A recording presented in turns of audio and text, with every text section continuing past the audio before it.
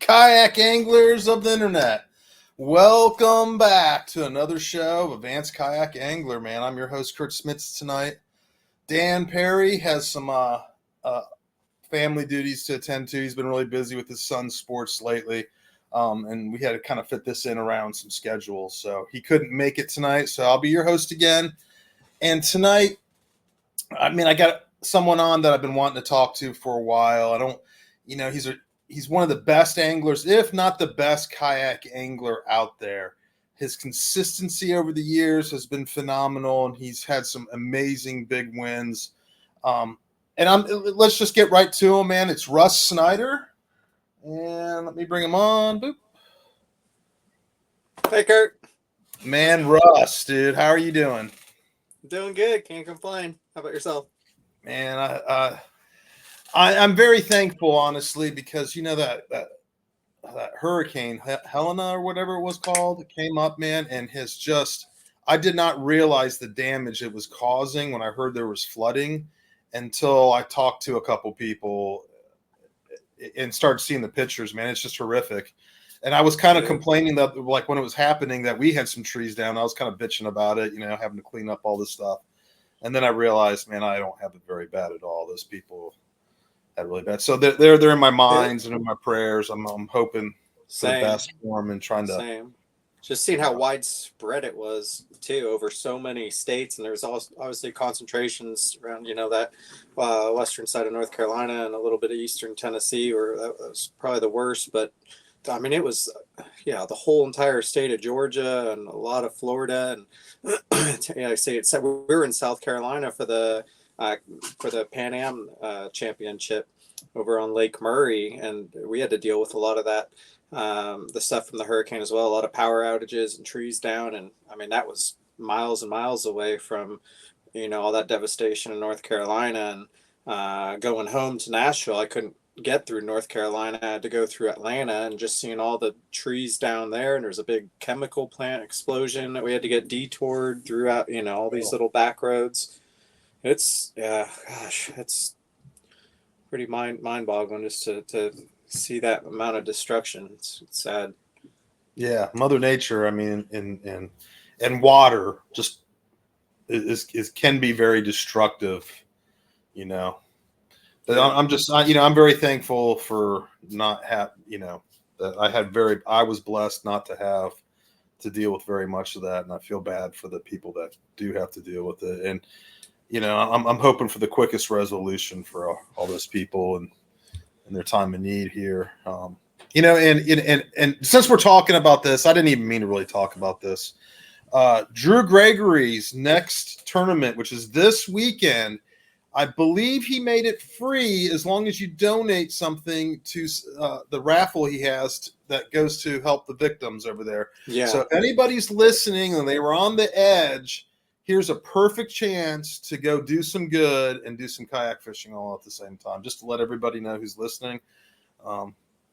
That's awesome that he did that, and it's going to be a great event. I'm going to be doing a little seminar there on Friday morning, and I hope there's I hope a lot of you make the trip out there. It's the rivers are coming down, and it should be some good fishing over the weekend. Those water levels should be getting right. The weather's going to be nice, and it's awesome that Drew's putting so many of the proceeds to help all those victims throughout North Carolina there. That's really happy to see him do that.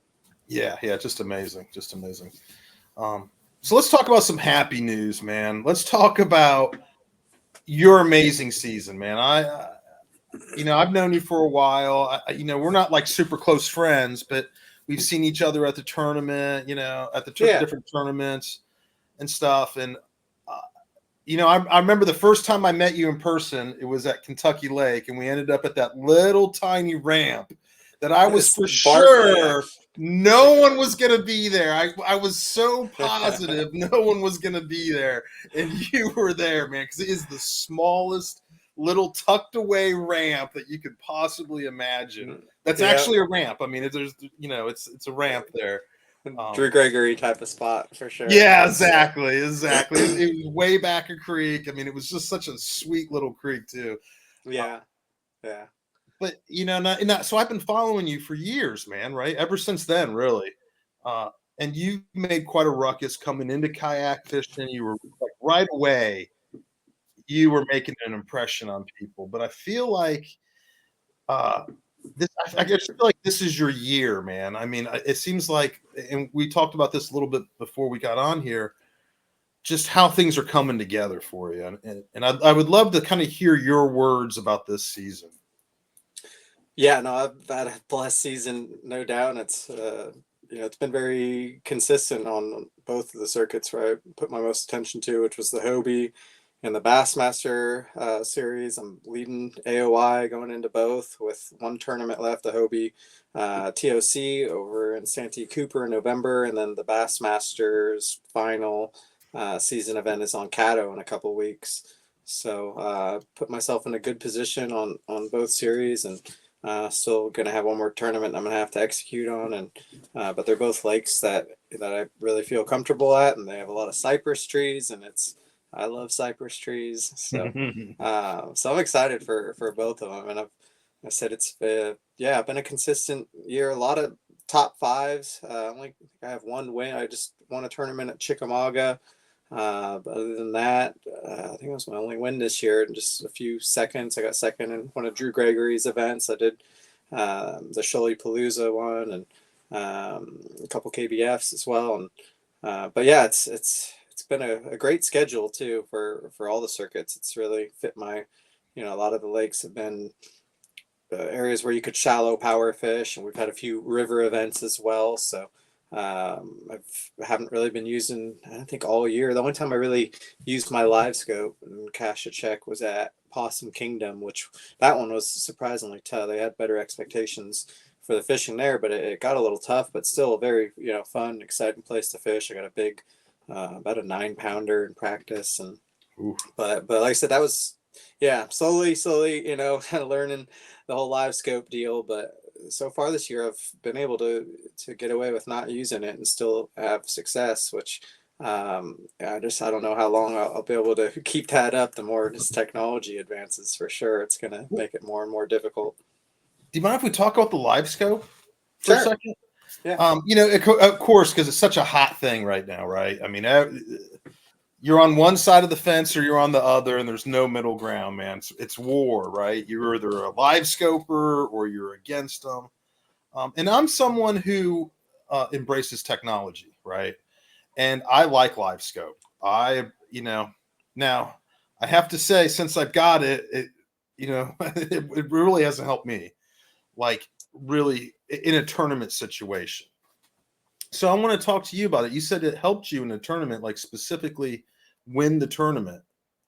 Now, do you not win? It helped me cash a check at Possum Kingdom. I was fishing a lot of shaky heads and stuff like that on kind of isolated brush piles, and just fishing. It was, I usually don't fish slow as far as deeper. I'll flip, visual cover that I could see a lot and fish slow, like flipping a piece of wood or flipping grass, like more visual targets. But I don't often, use my electronics to fish deeper than 10 or 8 feet or whatever I could see with my own eyes. That often, I mean, I do it, but not, some places you have no choice. But usually I try to either get up a creek or get somewhere there's a lot of grass or a lot of cover, and just power fish up shallow. So we've had a very good schedule on both circuits to do that. And I think in general, kayak tournaments are kind of structured around places where you can do that, as opposed to a lot of the bass boat lakes. When you go to places like St. Clair or Lanier or Table Rock and stuff like that, you really don't have a choice. You're going to have to use live scope. There's not a lot of options in places like that. But the majority of kayak tournaments, like I said, aren't too much on reservoirs like that. There's a few, but a lot of them you can get in some shallow backwaters. Yeah, I mean, sometimes we go to St. Clair, right? I mean, yeah. And sometimes I still never been. I've never been to St. Clair or been to Lanier. No, I haven't. Yeah, it's on my bucket list. Hopefully next year. Man, I'm a little ways away. You're a little closer there, I think. you got to But get up in the springtime, man. yeah, When they come in, when they're spawning, there's nothing like it. If you're in the right area, and basically, man, I'll tell you right now, just go to Metro in the spring. It's like everyone knows that that's like a giant. It's several football fields of spawning bass. yeah. Here there's just And 4-pounders everywhere, pretty much. yeah, they Huh? just come in waves. Yeah, and you have to hit and it's the timing of the waves, right? It's the timing of when the big ones are all there because then they'll all be big. Yeah, You know, that's what at least that's my impression. I don't live up there. I'm not a St. Clair expert, but yeah, man, it sounds great. Yeah. it's magical. It really is. But But back to the live scope. yeah, I'm somewhere who kind of falls in the middle as far as, yeah, I'm not one to really I wouldn't say embrace technology, whether it's just stuff on my phone or computer or any kind of technology. I'm usually a few steps behind, but obviously I still, yeah. Same goes for the live scope. Like I'm starting to use it more and more. We just had a tournament in Italy where I exclusively, that's all I used for like 5 days. So I got a few more days Wow. with it there, and it is really cool just for seeing fish behavior and for seeing how they react to certain lures and just lining up a cast, whatever that target is that you can't see visually. It's nice to be able to look ahead of you and cast into a little brush pile or a rock pile, or get it, have that cast. Just going to be a lot more, you're just going to be a lot more efficient with your casts and not have to make 3 or 4 casts to hit one little brush pile. You can pretty much look at it and hit it every time. But along with that too, those fish are getting more and more aware of the transducer and of, because people have that technology, they hear that sound of transducer and bam, here comes the lure coming down on them, and they are getting smarter and smarter as well. Where I think so many people that are fishing out there, that's really taken a lot of pressure off of the bank and off of a lot of the shallow visual targets that I like to fish. So I think there's a good argument for it's really helping that style of fishermen, people who do shallow power fish like myself. It's interesting to hear how you're saying you're using it because that's exactly how I use it. Mm-hmm. It's all about, for me, it's all about lining up my shots and having my casts be very accurate and every one of them in the zone, and not having one be like 7 feet off to the side because you're trying to use your side scan, and that's Yeah. hard to line it up with that. But when you have I kind of wonder though, like if you don't have any transducer on, you just have your GPS waypoint, you have no noise, you're really stealthy and you come up on that spot and you take a few casts rather than those fish being aware before your lures even coming. Even if it takes a few more casts, they're not freaking out by that noise. They're not getting alerted. So part of me kind of wonders if, you can catch those fish easier, even though it's harder to hit the target. You get more of a, you're not going to alert them as much as you would if you, didn't have any type of transducer on. my friend up on St. Clair swears that that's what's happening. He says he goes up there and he sweeps over them looking for them, and he goes, when he finds them and zeroes in his beam on them, he sees the fish kind of freak out and then takes off. Yep. He swears by it. He swears by it. I haven't personally seen that. I what I have seen is before I got live scope, I used to think kayaks were so stealthy. Like you could just be like a foot away from a bass. And then when I first got live scope and I saw, I was coming up to some brush piles and I'm like 10, 15, 20 feet away. I would see the fish take off. Yeah. Well, I think the kayaks I'd see like one or two. And I of don't think it's course, the kayaks that's scaring them. I think it's the transducer and the transducer. noise. Yeah, I think Might if you be, didn't man. have the transducer, you could get, if you're really quiet and there's no waves bouncing up your kayak, I think you can get 5, 10, 15 feet away from them without them knowing. Maybe that's been the thing, man. I always just never assumed that I was spooking them with the transducer being That's what there, I think's happening. because it's always the big ones, man. Yep. That split off. When I get close enough to be able to actually determine what's a big fish and what's not, and I see one take off early, it's always the big. I mean, right? They're the smart ones, right? They don't get big. Yeah. But anyway, so we'll get back to your season, man. I hate to go off on a tangent, but No, I'd love to hear all the other people's thoughts on that stuff, man. And, totally. Since it's here and we don't have to deal with any of the regulations, it doesn't sound like. So I think we'll be good for another couple years, at least in kayak fishing. Yeah. You know. So you had, your year started off very solid, right? And then comes along this one tournament called Chickamauga.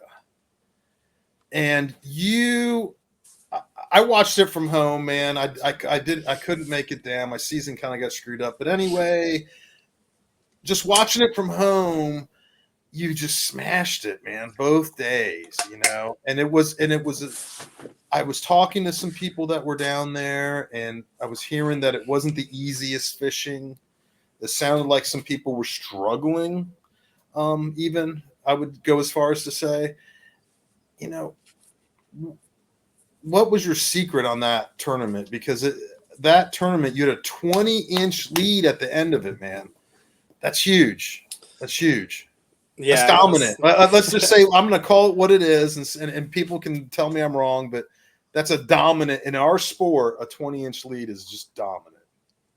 It was only one in the field. There's some really good limits. Quite a few over 90 caught both days on the tournament, but there was nobody to back it up. All the guys that had big bags the first day had a pretty rough days on day 2, and there was some guys like Jody Queen, a few others who had a tough day 1 and rebounded and had a really big day 2 as well. But I was the only person to get back-to-back limits over 90 inches. I got 99 the first day. The first day was pretty awesome. I had two kickers there. I practiced in. I got a good number. There's a lot of 3-pounders and stuff in there. I had a pretty good, I knew I was going to get at least 85, and my goal really was to get 90. It was about my goal. And but that first day I got a 22 and a 23-inch kicker, which it's Chickamauga, and that could happen anywhere on the lake, any day, any time. But to get 2 of them like that in a tough fall bite was pretty fortunate. And then day 2, no real big kickers, but a lot of solid 18 to 19-inch fish. I think 19 and a half was my largest. But it was tough. I had 2.5 days of pre-fishing. I got there Wednesday afternoon, and I put in an area upriver a little bit, and that clear water's the area above Dayton, and that's historically where all year, but especially in the fall, that whole area upriver from Dayton and all that grass. It's typically, there's a lot of fish. There's a lot of release fish out of Dayton. A lot of them go back out on the main river. And I spent a half a day out there, and it didn't take me long. I think in 4 or 5 hours, I caught 2 keepers. And a lot of my friends that I talked to that were up in that general area as well also really struggled. And so I went to a backwater that it's treated me good. A couple tournaments in the past. It's been a few years though. Actually, the last few years that area hasn't been that good. But like 4 or 5 years ago, it was. And went back there on Thursday and had a really good day. And then just expanded on it. And Friday, kind of fished some new water that I didn't fish in the tournament, but yeah, just kind of expanded from there just to see if I can went out of that area more into the clear water, and caught some fish there too, and just wanted some backup stuff just in case that first area, my main area I was focused on, didn't pan out. And that dirtier water, there's definitely a high concentration of fish. It's had to have been the healthiest population in the lake, I'm pretty sure. And I got them on a few different lures. It wasn't really one pattern. Four lures really. Just go around the bank. I wasn't really hopping around. Just start in one area and just continue down the bank and just fish all of it really. There's a lot of docks. I'd skip a white chatterbait underneath the docks. Anytime I came to any riprap, or there was some also man-made like kind of rock and hard bottom too, I'd pick up a red Lucky Craft crankbait. And anytime I came to any like kind of thicker laydowns or wood or heavier cover. I'd flip in a spicy beaver on a 1/2 ounce just Texas rig with, you know, like a flipping rod. It's 50-pound braid. And anytime I came around any kind of isolated um, piece of cover or wood or a little shallow brush pile, you know, everything was less than 5 feet deep pretty much. But anything, yeah, like that, I would throw just a Texas rig worm on a 1/8 ounce, just 1/8 ounce Texas rig worm. It's like a June bug. Wow, man. You know, and I find that's just so. That in of itself, I find to be a little interesting. And like, you had 4 different baits that you use, and from the way you're talking, it really sounds like they were all very productive. Is that All the of them. And that's case? kind of rare, you know. It's a lot of times when I practice or if I fish an area, you know, over the course of a few days, I'll catch them on a few different lures. But, you know, come tournament day or in a given day, there's usually one that's like more dominant and you just kind of run with that lure that's working. Like that's the bite, or like it's a chatterbait bite that day, or it's a flipping bite that day or whatever. But it's kind of rare where all 4 bait, you know, you can go along and have 4 different patterns within an area that are all equally, um, you know, equally as good. What'd you catch your big fish on, man? The 23. 23 was on a crankbait. I was fishing some rock. So it was 5 lures. Now we're No, no, talking no, 5. no, no. That was part. That was one of the 4. That was a Was that red one of the crank. 4? Did you say it Yeah, was one of the 4? red Lucky Craft crankbait. Anytime we came Okay. across rock, there was some submerged rock in about 3 feet of water, and it slammed it pretty hard, pretty close to the kayak, and it went straight behind me, and it's probably the longest run I've ever had on a bat. I had 12-pound test, so I had to, and with treble hooks. I didn't want to Yeah. put a lot of pressure on them. I was taking so much drag. I had to actually free spool it. It took close to 30 yards of line. I thought almost 100%. I'm like, I either snagged a carp or I got a big catfish. I thought for sure that was the case. But it went 30 yards straight behind the boat, and then it jumped all the way out of the water. And I was like, holy cow.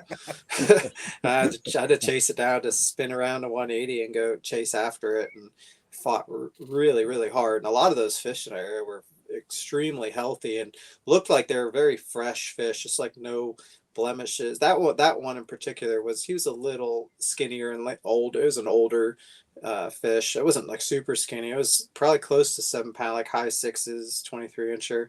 And then the other kicker came in the afternoon around 1 o'clock. There was just a big lay down with some brush kind of mixed in with it, pretty heavy cover. And I flipped in that, it was a spicy beaver, and I was just popping it on the bottom first. You know, I left it in there for a little while, and then finally I lift up and just felt the weight. When I set the hook, I had it, and it was heavy cover, and I was 30 feet away from it or so. So I actually had its head like all the way out of the water, and that one was super, super, super fat. That one might have been over 7 pounds. It was 22 inches, but it looked like it was full of air. I mean, looked like the fattest springtime bass you could imagine.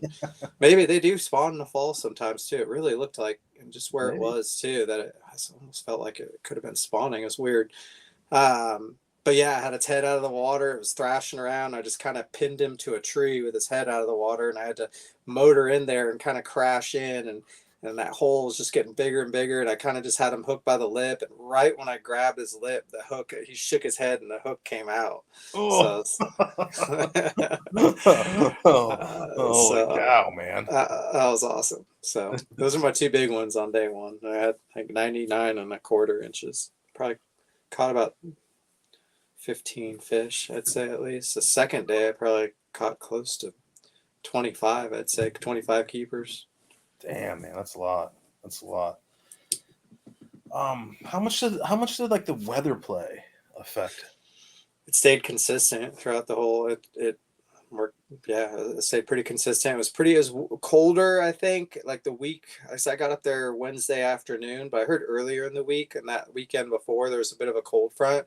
I think a lot of that. I heard more stories during that colder weather of people getting fish on traps and stuff, flipless crankbaits out of the grass, and I think that main river bite was a little bit better. And as it got hotter and calmer, it seems like that bite died, and I think being around the muddy water was definitely key as far as just being able to get a reaction bite. Those fish were so pressured this year, and having so many bass boat tournaments there in that clear water. Even the day that I fished it, like I saw a lot of fish near me on the live scope, fish that I knew they were bass looking at them, and I saw some going back into some areas just visually too, up shallow in the grass, and couldn't catch them. Couldn't. I mean, they had a few chase it and a few swipe at it, but you can just tell that those fish were really pressured and really smart. And the fact having calm, hot weather with no wind just did not help that bite at all. So why do you think your spot was consistent when other people's areas weren't? I had the concentration of fish there. Like I said, there was concentrations of fish other places, but because the water was dirty, I could get a reaction by it. And I'd see fish, whether it be, sometimes I'd turn on my live scope for a little bit and then I'd take it off and stuff just to kind of check or see if there's like curious if there were fish there. And there was a lot of fish. I mean, there was a lot of bass where I was at, and it wasn't easy. It wasn't just like, oh, get it in front of one, he's gonna hit it. Like it still took like bouncing off that rock just right, or hitting that, like it took, a perfect skip underneath a dock and bump it against a piling. Like you really had to get a perfect cast and get that, just right to get that reaction out of that fish. And once they saw lures a few times and they kind of knew, then it got tough. So you had to really make sure to get a proper presentation on one of the first and just keep moving down the bank. Yeah. That's the thing, is just keep moving. And like I said, each kind of area or thing I came up to, I had a lot of confidence in knowing I was throwing the right lure for that little section. And I'd constantly, 3 or 4 casts, one lure on some rock, and come up to a dock, and 3 or 4 casts skipping it under. Then I go around the dock and there's a piece of wood, 3 or 4 casts flipping a jig. And it was all day, just constantly changing lures. Man, I mean, and it just paid off. It just paid off so well for you. I mean, I'm happy with how it worked out for sure. yeah, I feel like it didn't get enough attention, like your performance at that. Like I didn't hear enough people talking about it. So I hope this right now gets some more people talking about it, because it was such an impressive performance, man. Thanks. Much like the rest of your season has been too. You said that's your only win, but that was such a big, cool win, man. On an amazing lake, because as pressured as Chick is, it's still one of the best bass lakes, I feel. I Like think in the so. country. Yeah. You know, It's it got kicks a my healthy, it teeth was in, but the future for it looks good. There's a lot of fish in there. The tournament results and what you're seeing doesn't really show how healthy the fishery really is. It's just they're smart fish, they're smart, educated fish, but there's no shortage of bass and bait and just fish in general. It's healthy right now. yeah, yeah. Um, so let's talk about the 2 series that you've concentrated on: Bass Masters and Hobie BOS. And I feel like those 2 are like the most competitive series we got. Um, I feel like a little bit like this year, Bassmaster may be edging out Hobie a little bit because the attendance has been a little bit better at them. But when you look at the names on either one, just go down the list, and it's just hammer after hammer after hammer after hammer after hammer. Um, and you have found a way this year to be at the top of the list on both at the end of the season. Did you go into the beginning of the season thinking you were going to try something like that? Or were you just going to say, hey, these are the 2 I'm going to concentrate on, and we'll just going to let it fly like that? Or did you actually have like aspirations, like I want to be leading both these at the end of the year? I mean, I think anytime I fish, I knew I was going to commit to both of those series, and also kind of cherry pick a few, whether it's KBFs or Drew's events, and also the events I have for the USA kayak angling. I knew I was going to throw a couple. We just had a trip in Italy, and so we just had one in South Carolina. There was a qualifier in South Carolina. But I think every year, it's always my goal, especially if I know I'm going to fish enough tournaments to go for the AOI. It's always my goal to be consistent, and that's the AOI is always what I'm trying to, that's always my goal. It's hard to hit, man. I mean, because you have to be just so incredibly consistent throughout the year to make it. Even though it's like 3 events in one and 4 in another, or like 4 and is it 4 in I think Bass and it's 2 in three Hobie? in both. It's three in both. Oh, is it So 3 in both? I'm sorry, 3 in both. So it's even though it's 3 in both. I mean, when you see the names in these tournaments, if people who are listening haven't done Bass or Hobie tournaments, I highly recommend it because the level of competition is truly the best that you're going to find in kayak fishing. I don't think you're going to I'd find say any out so. there.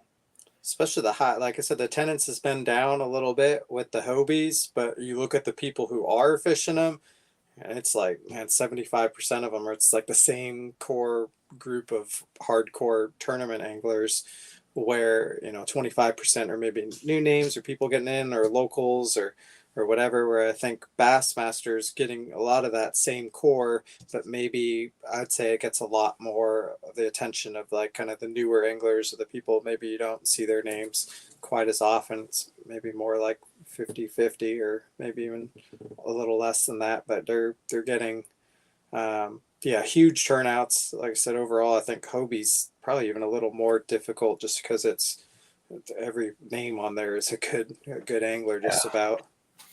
I looked at what was it, Saginaw Bay, and I was, it was like I was like 50 people deep before I started seeing people I didn't know their name. Yeah. And I was just like, wow. I mean, that's going to be tough. It's going to Yeah. be, anytime you fish against those guys, it's always hard.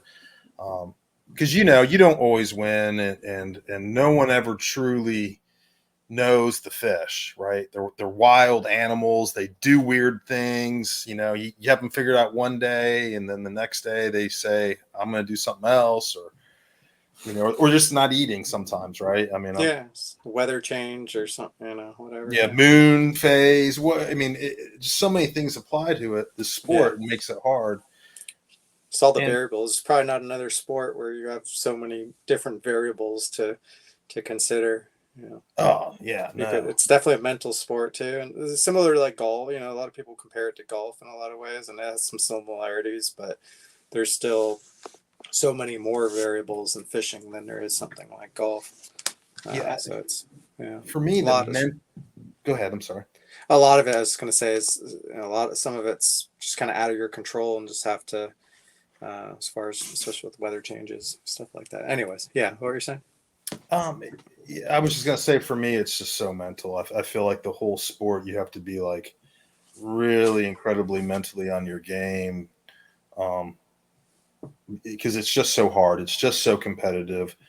There are aspects that you can't control. You can only control so many things. You can't control the weather. You can't control whether you got a bad Water Airbnb. fluctuations. Yeah, Yeah, yeah. water fluctuations. I mean, Mechanical generation failures. schedules. Yep, I mean, because you'll look at it one day and they'll say they're going to, but then they don't. yep, And yeah. then they say they're not, but then they do. You know, Same with the um, weather. You're making your decisions based on what they're predicting the weather will be, and then all of a sudden it's different, and then it's you know then yeah, like I said, stuff like that's kind of out of your control. You can just do your best with the information that's given. so what's your secret, man? What's the secret to being the angler of the year guy? If you were to talk to someone who is a good angler, they're coming into the national scene, they've done well locally, they're starting to put their foot into the national scene, and you're their mentor. What are you going to tell them to help them? And they're saying that's what they want to do. They want to chase angler of the year. What are you going to tell them? What's your like number one piece of advice for that guy or girl? Fish the, Guess the it's angler. I guess it's a few things. A lot of it's just preparation, whether it comes to map study or looking at YouTube videos or just preparing yourself in any way as far as information that you could use about that specific lake. Preparation as far as I'll pre-cook all my meals and just try to map. anything I could do to kind of maximize my time and efficiency while I'm practicing for the tournament, as well as fishing in the tournament. You know, like I said, pre-cooking meals or just having all my tackle extremely organized. And it takes a lot of time in between each tournament. You know, I'll have to go through all my tackle and clean it all up and put things away and make sure things don't get rusted, and switching out hooks and switching out line. And every one of those things definitely plays a part. And the more efficient you can be, and the more, you know, even maintenance, like on vehicle, I had to spend, like, I had a little break. I'd take a break to miss Cayuga and a couple of the tournaments over the summer. And I got so just behind on all of my, whether it's stuff on my house or my taxes and and a lot of my mechanical stuff, as far as my a couple trucks. And I just had all sorts of just maintenance, vehicle maintenance. One of them, you know, my fishing truck's got over 500,000 miles on it. So, and I've done pretty much all the work myself, except for, like, you know, I had an engine swap and a transmission swap and stuff like that. Otherwise, I do all that kind of maintenance myself. So I had a lot of work I had to do for just days and days and days. It was just nothing but working on my vehicles, I feel like. So all those things, and just having a lifestyle where you have the time to be able to do that. I'm not, you know, I'm not married. I don't have a family or girlfriend or anything like that. And was dating somebody a couple years ago, and that definitely cuts into just what, you know, as far as how much you could travel and how much tournament, how much time and energy you could put into something like this. But now I'm just being in a good place mentally, where I see a lot of, you know, I won't give specific names, but there's other people who have a lot of talent, and sometimes they let their head, you know, inside their head just get the best of them, as far as just caring so much about winning that it's, you know, when things don't go right or something, you know, goes wrong, they could spin themselves out mentally. And I think, you know, I'm at a point where I go into a tournament and I really don't care if I do good or not. I mean, I want to do good, obviously, but it's not going to affect me. If I have a bad tournament, it's just like, oh well. But having that mentality, like, definitely helps. And just knowing that you're making confident decisions and not second guessing yourself, and just knowing you're going to do whatever, you know, the best you can. And however it works out, it works out, and just accepting that and being okay with that. And but having that mentality I think it's a big difference. Yeah, it's definitely all the difference, because I can think of some people who maybe, like, they lost the fish at the net, or they found the fish before the tournament and they were still there, but they didn't bite, or something like that. And they'll still be talking about it at the month later at the next tournament, and they just won't let it go. It's like it really bothers them. And I'm like, man, you just gotta, you were in the right place. You found the fish. You got to accept all those good parts, you know. Maybe you could have thrown a different lure or something, but man, you just got to, you can't hold a lot of stuff in like that, because it's a hard sport, and we're going to have a lot of hard times coming into it. So your advice is, like, spot on, I feel like, for anyone who's paying attention to that. What is the Rus Snyder secret, man? Give us the secret. What is the secret, man? That is this. I just told you the secret. That's the secret. It's just the mentality, man. Just let it go, and if it's no big deal, it's just gonna time on the water and work ethic. And if you put enough hard work in, it's gonna pay off. But you got to sacrifice a lot in order to do that. I've really the more time and energy you can put into it, the better. And I've been through times before, earlier in my life, where I was that guy that used to spin out, or I wanted, you know, I didn't have a win or didn't accomplish what I set out, what I wanted to accomplish in the sport, or what I set out to accomplish. And until you do that, before you do that, it's just a lot easier to spin out and get upset about it, and to not, just to second guess yourself, and to, you know, if you don't have enough, you know, cushion. There's been times where financially I've been in situations which a lot of people might be in right now. Times are tough, and economy's not doing good, and it costs a lot. It's a big investment to put in, and some people don't have, you know, a lot of that could be a large chunk of what they have in their savings just to get into the tournament, and then having to fish that way and thinking, God, I just at least need to just get a check, you know, so I can make sure to have money to pay these bills coming up or something. I've been that guy for a long, you know, a while when I was younger, and God, it's never good No. being in that situation and to have success. People can do it, and sometimes having that people do really good with pressure and knowing that they have to do it. But I think more times than not, putting that pressure on yourself is it's a tough way to you know to compete.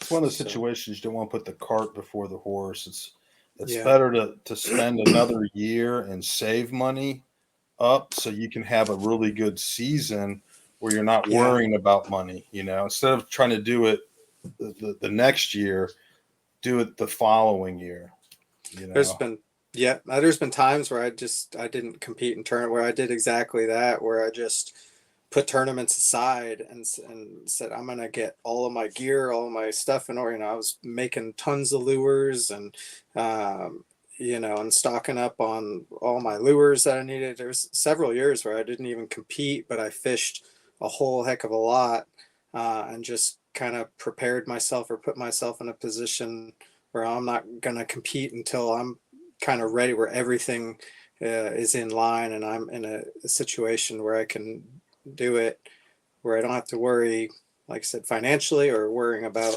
equipment or worrying about, you know, I wanted to make sure when I compete, everything is good to go and in its place. And yeah, You can focus, man. Just like that's how I am. I like to have everything ready so when I get to actually before I get to the lake, when I get in my car to drive to the lake, I literally don't have to do anything. I pre-pack my car, and the only thing I have to bring in my car is my my coffee for the drive down. You know, I literally exactly. that's one thing, and then and because these tournaments are important to us, and you know, if you're like me, first thing in the morning, I'm not 100% there, and two, all I'm thinking about is where I'm going to be fishing.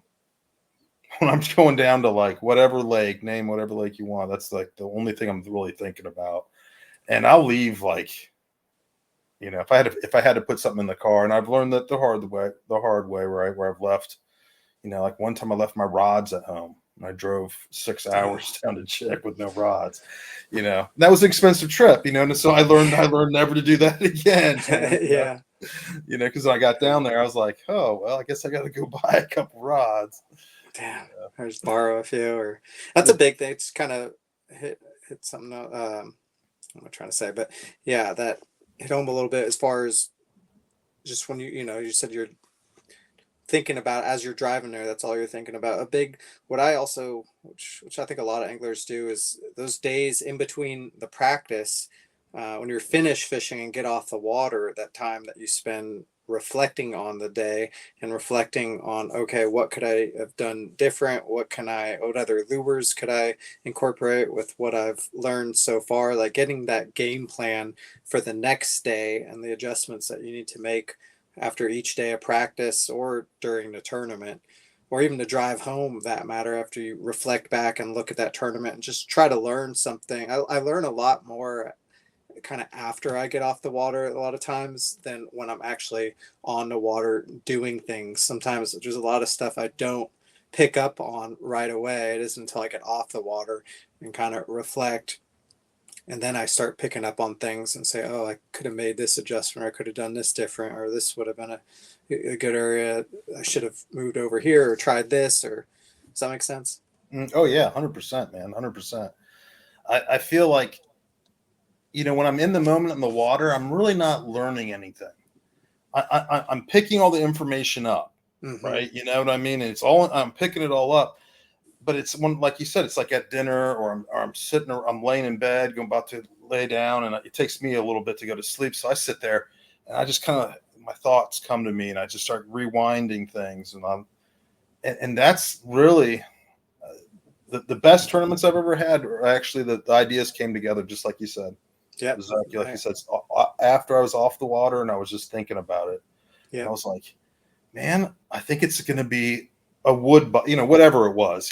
I think it's going to be all in wood, and then the next day you go out and you try a couple other things on wood, and then you start just zeroing it in to one or two lures. Usually for me, it's like I end up by the end of a tournament just throwing one thing by the end of it.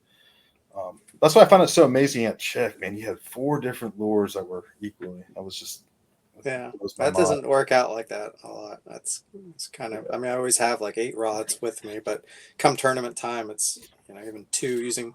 Usually it's either one thing that I'm really focused on, or maybe a couple things. But to have it be 4 lures that were all, I couldn't even say which one was the most productive out of those. It was almost equal across the board on all 4. So, man, I want to make you a little nervous. Man. I want to read you a few numbers. I want to make you just a little nervous here, man. So, for the Bassmasters, Casey Reed is right behind you. You have 730 points. He's got 717 points. And then right behind him is Derek Brundle. I'm only going to do the top 3, but the list goes down. I could tell you what needs to happen in order for somebody else to win. If you want. Yeah, let's hear it, man. So we're talking about Bass right now, right? We're talking about Bass. So either Casey Reed or Ryan Nye need to get a 7th place or better. Or John Hibbins, is it Hibbins Jr., needs to get a 2nd place or better. And I need to get a 9th place or worse. That's pretty much, So if you get 8th, you're going to stay in 1st. No, well then they would need, then Casey Reed or Ryan would need to get a 6th place or better. Okay. So what would guarantee you besides is it just actually winning it would keep them off? Because by that math, they'd get pretty close, even if you got like a 3rd and they won. Probably, about that. Probably if I got a 3rd or better, even if I get 3rd and one of them wins, it's still, I don't think it would. I would have to get a 4th. If I got 4th and one of them won, I think, I don't know if that's right in my math, but something like that probably.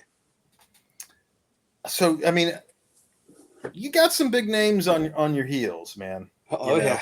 And to say, I mean, when I looked at the list, that any of these guys can pull it off, or any of these anglers. Excuse me, Christine's in there too. We'll get to her in the Hobie. She's right behind you in the Hobie.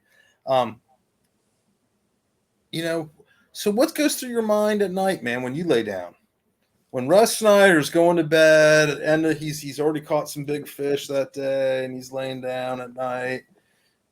And probably depends on what fate, like my life's interesting these days. It's like I kind of have these phases where when I'm fishing, just all I'm thinking about is fishing. And then but when these tournaments are over, I still do my power wash, and I still, I still have a lot of stuff around my, there was a few times this year where I line up for, 15 days in a row, just power washing job after power washing job. And that's literally all I'm thinking. Or I'm just putting on podcasts and listening to caught up with crazy conspiracy theories and whatnot. But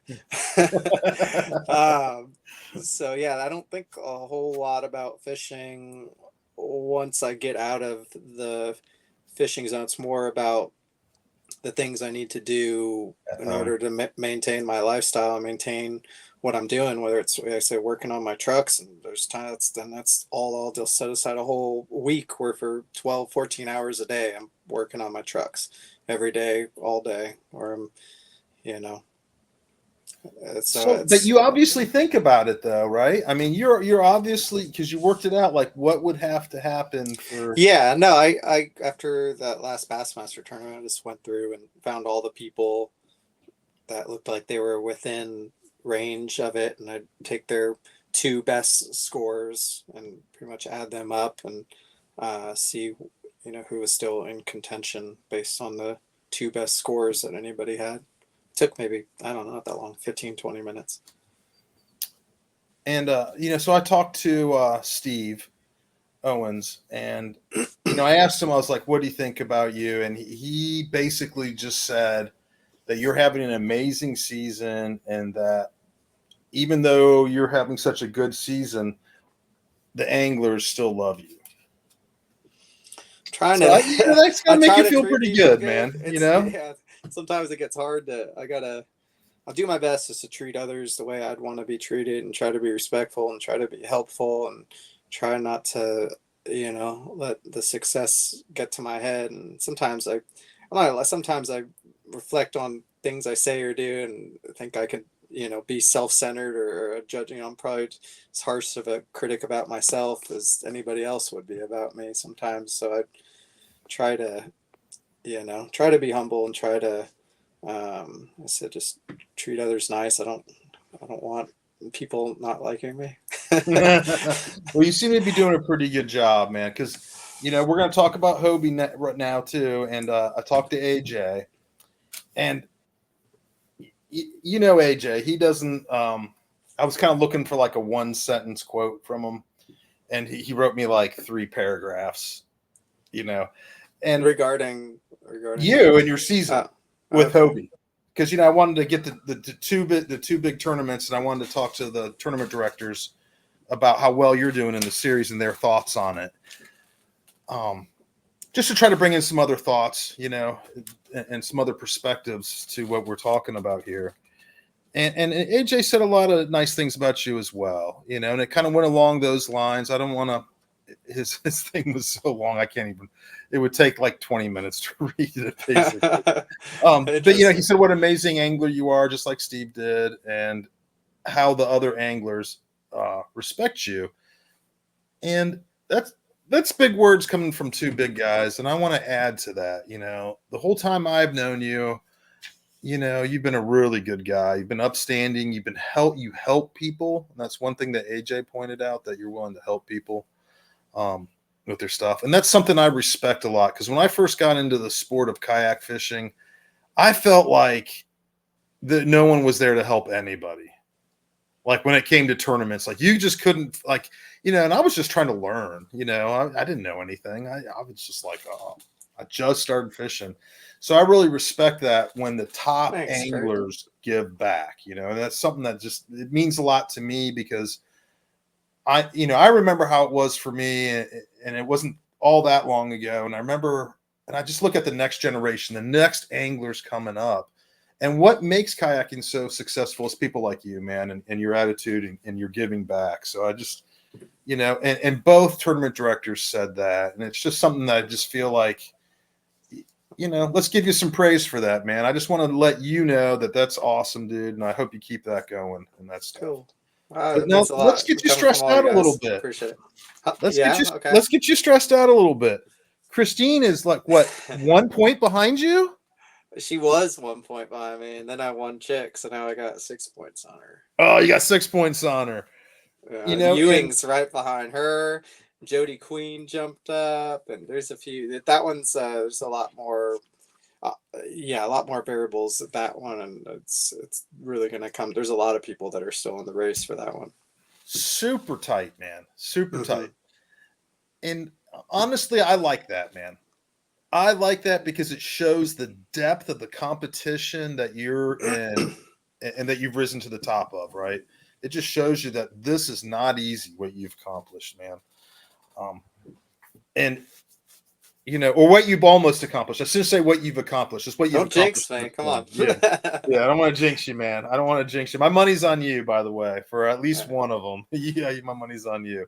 If you pull off both of those, has anyone ever done that before? I don't think so. Cody Milton got AOI a couple years ago in Hobie and KBF. And KBF. Okay. So that and a few years ago, KBF was another one of the prominent trails. At that point, that was a trifecta. That was probably bigger than Bassmaster that year. I think it was 2020. Yeah. So you'll be one of 2 people to have done it. I think, unless somebody else. I don't think anybody else has done it. Yeah. Man, because that's like, man, that's just. I'm still even talking to you, man. I'm trying to wrap my head around like that consistency on both of them back to back, man. It's just mind blowing. So Hobie doesn't keep you up at night either, does it? Um, That's a I little don't think closer. either. Like I said, either I would if I don't win, I'm okay. Like I'm gonna try to win. I'm gonna do everything I can, but I don't lose sleep before tournaments or get nervous or get anything like that So my anymore. whole So plan failed in making you nervous by telling you everyone was really close. Yeah. pretty much. Well, I'll throw my notepad on the ground. Well, Russ, man, we have taken up about an hour of your time here, man. I want to thank you for coming on the podcast. I know you're a busy guy, and you've been more than willing to come on to the podcast. Is there anyone you want to thank? Any sponsors, family, whoever? I do want to, talk a little bit about this USA kayak fishing opportunities that there are for anglers all across the country. We've had a couple tournaments.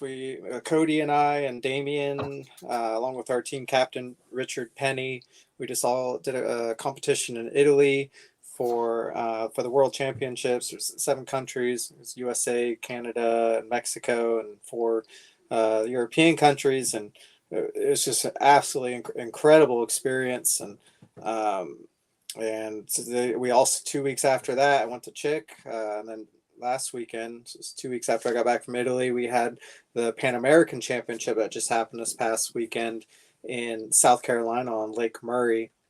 And there was a really big turnout for that. I think there's like 10 countries, the Philippines, Cuba, Puerto Rico, a lot of other Central American countries, Venezuela, USA, Canada, Mexico.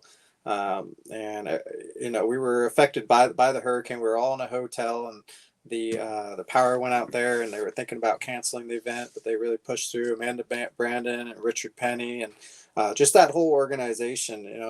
They don't only do kayak fishing; they also do the bass boat tournaments. Jacob Wheeler and Scott Martin, Trey McKinney, a bunch of others. Fred Rambanis is on the boat team. They have a saltwater team. They even have a surf casting team, a fly fishing team. So it's an organization that's been around for a while, and it's something that isn't.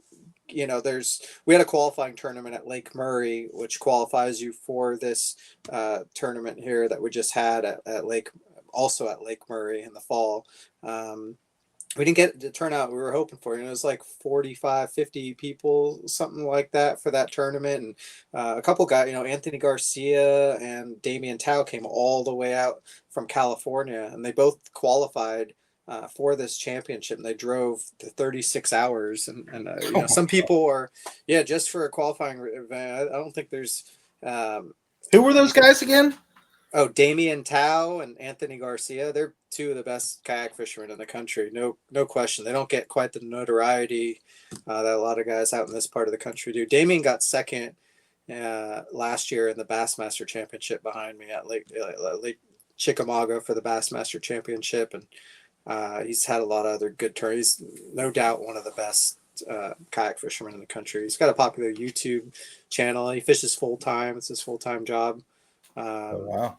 But he took it serious. But I think a lot of people don't realize the opportunities that are there to represent your country. I don't think there's any greater honor than being able to fish for your country. And I feel privileged to have qualified and been chosen to go to Italy and to be able to do that. So I hope in the future, there's a little more awareness of.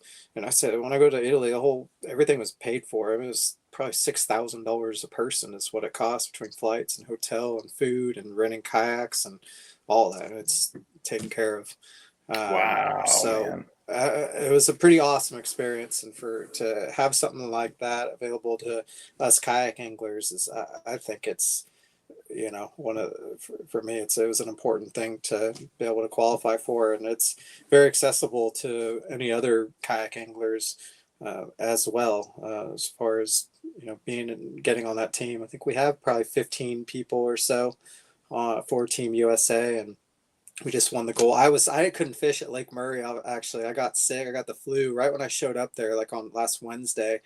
I realized I was coming down with something, and I was the captain of the team, so I got to just kind of cheer guys on. And finally on Sunday, the final day, I was at least had enough energy to put a motor on my kayak and just get out there, because it's no motors in that one, so you have to use either paddle or pedal. But I went around and took some videos and interviewed and got to see, some of the guys fishing there and kind of cheer them on. But Team USA did win overall and the team event and the first, second, and third place in individual. We did well. So, but yeah, that's just something I wanted to bring to light and talk about a little, and hopefully get a little more traction with people working towards that. What would be a way for people to find Kayak USA? Is Richard Penny the guy to talk to, or Mike? What's his name? I don't know those. Oh God, I'm drawing a blank right now. It's Mike something and Tony Forte and Mike. Gosh, I can't remember his last name. Anyways, Tony Forte wasn't there. Mike was there. Richard Penny is a big part of it as well as Amanda Brandon. She does a lot with it as well. I know those names are pretty familiar in the kayak world. Yeah. And yeah, there'll be another qualifying event next year to get on a team, and I highly suggest giving it a shot. Especially if it's somewhere close to where you live. I don't know where the qualifying event will be, but I think next year's rumors of the World Championship going to South Africa, or possibly Spain, or possibly Mexico. Again, there's a few options, but yeah, just to be able to travel the world and meet so many, people who are passionate about the sport and so many other places in the world that's one of the coolest experiences that I've been able to be a part of since I've started kayak fishing, for sure. Oh man, it sounds awesome, man. So hopefully we can get some attention to that. Maybe we'll have to do a podcast just on that to get those guys a little bit of exposure and kind of hear about all the things they got planned for next year. That wouldn't be a bad idea. Cool. Yeah, and Dakota Lithium is a big sponsor, big supporter, as well as Bass Pro Shops and Cabela's, and they got some big sponsors from that, and are hopefully trying to get more and more money we could raise and put into that.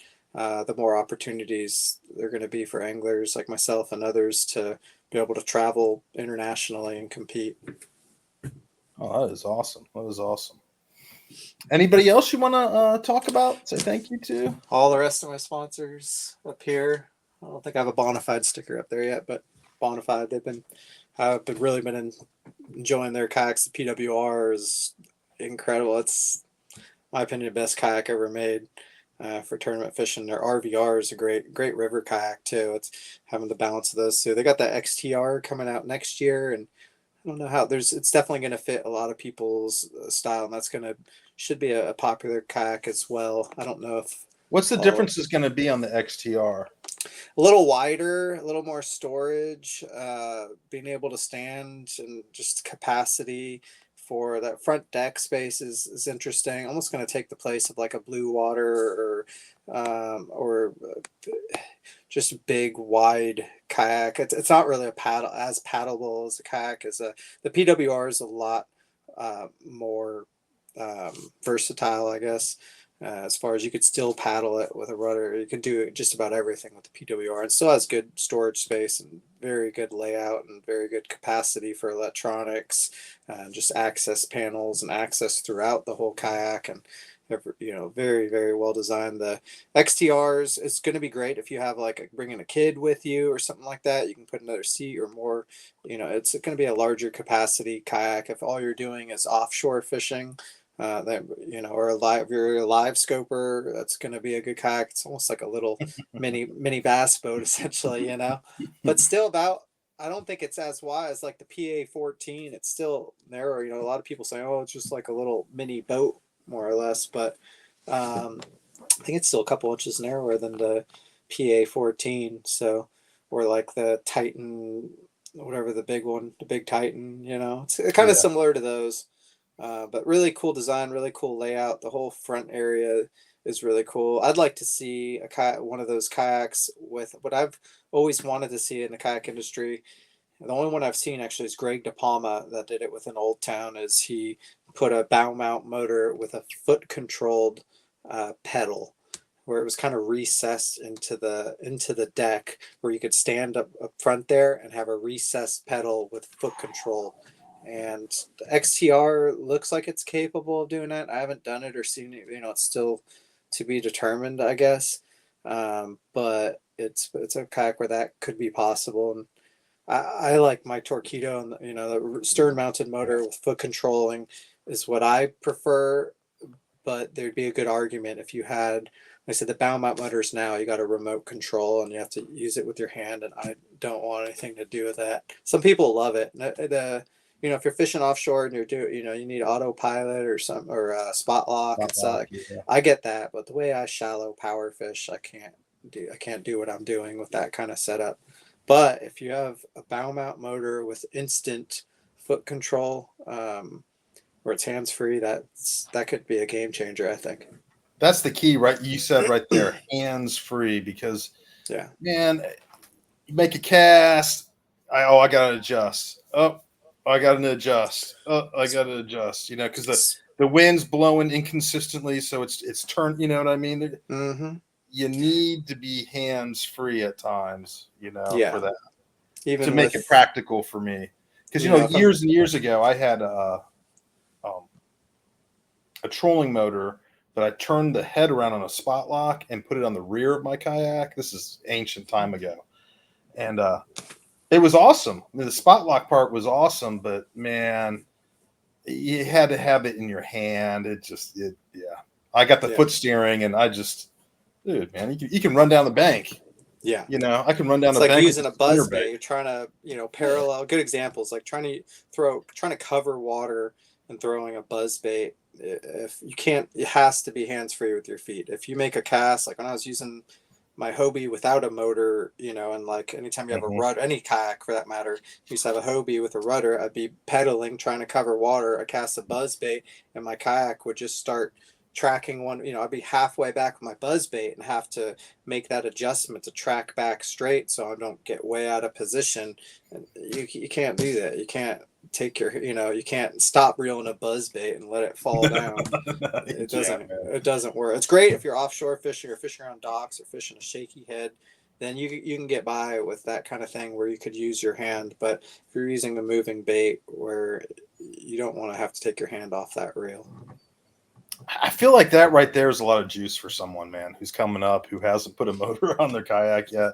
Yeah, we just broke down the motor situation for them pretty good. I think so. Yeah. That's funny. Well, Russ, man, are there any parting words you would have to your mentor angler that doesn't exist? Any parting words to my mentor angler?